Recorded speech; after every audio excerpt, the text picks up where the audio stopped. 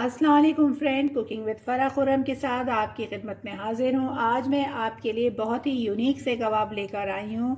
लौकी के कबाब यानी कद्दू के कबाब भी इसको कहते हैं। लौकी को कद्दू या लौकी जो आप बेहतर समझे बोल सकते हैं। तो ये रेसिपी जो है वो एक यूनिक रेसिपी है जो आपने बहुत कम घरों में देखा होगा बनती है। तो आज ये हमारे घर में बनती है और बहुत ही मज़ेदार होती है। जब घर में कुछ मौजूद ना हो और से तो आपके पास जो चीज़ है, लौकी बच रही हो, आलू बच रहे हो, तो आप उनकी मदद से बेहतरीन से बहुत ही मज़ेदार से कबाब बना सकती हैं। तो आइए फ्रेंड, हम स्टार्ट करते हैं। सबसे पहले हमें इसमें चाहिए लौकी। लौकी जो है मैंने एक बड़ी लौकी ले ली थी, उसको छील के मैंने काट लिया है। आप कोई ज़रूरी नहीं है बारीक साइज़ लें, मोटी मोटी भी काट सकती हैं। इसके अलावा इसमें जाएगी प्याज, एक गड्डी प्याज, इसको भी मैं बारीक काट लूँगी। आलू हैं, 2 अदद आलू लिए हैं। अगर आलू आपको पसंद है तो आप ले लें, आलू ऑप्शनल है, आप इसको ओमिट भी कर सकती हैं, लेकिन मैंने आलू भी लिया है। 2 आलू हैं, इसको छील के मैं अलग से उबाल लूँगी और मैश कर लूँगी। इसके अलावा अदरक लहसुन 1.5 टेबल स्पून के करीब मैंने अदरक लहसुन लिया है। चने की दाल ली है, इसको भिगो लिया है। ये चने की दाल आधा प्याली है, आधा कप चने की दाल। इसके अलावा इसमें पिसी हुई लाल मिर्च जाएगी। हल्दी कलर के लिए ली है मैंने 1/2 टीस्पून। साबुत गरम मसाला लिया है जिसमें लौंगे हैं, इलायची है और दालचीनी है। ये एक लकड़ी थी जिसे मैंने काट के वो कर दिया। काली गोल मिर्चें भी मैंने ली हैं। बहुत ही जिस तरह आप शामी कबाब का मसाला चढ़ाते हैं, बिल्कुल इसी तरीके से इसमें सारे मसाले डाल के हम जो है वो चढ़ा देंगे। अब ये मैं प्याज को चॉप कर लेती हूँ और आलू को बॉईल करने के लिए रख देती हूँ और फिर आपको आगे का प्रोसीजर दिखाती हूँ। अब ये देखें, अब मैंने जो है बहुत थोड़े से पानी के अंदर लौकी, प्याज और चने की दाल डाल दी है।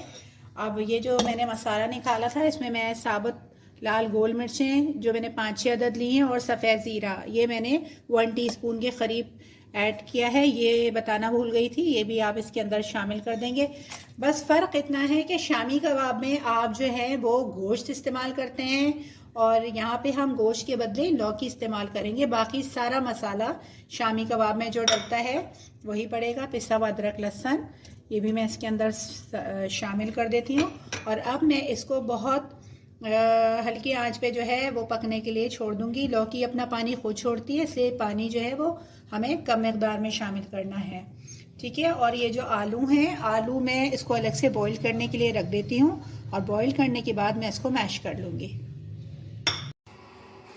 देखिए फ्रेंड्स, कितना अच्छी तरह बिल्कुल ये गल चुका है, बिल्कुल जैसे कबाबों का मसाला होता है। ये देखिए, बिल्कुल पानी को जो है ना आप खुश कर लेंगे, पानी को का पानी नहीं होना चाहिए। और चने की दाल जो है वो बहुत ज़्यादा गली हुई भी नहीं होनी चाहिए। मकसद ये कि अगर आप बहुत ज़्यादा इसको पतला कर देंगे तो आपके कबाब जो हैं वो सही से बनेंगे नहीं और बिल्कुल नरम नरम और ढीले ढीले से रह जाएंगे।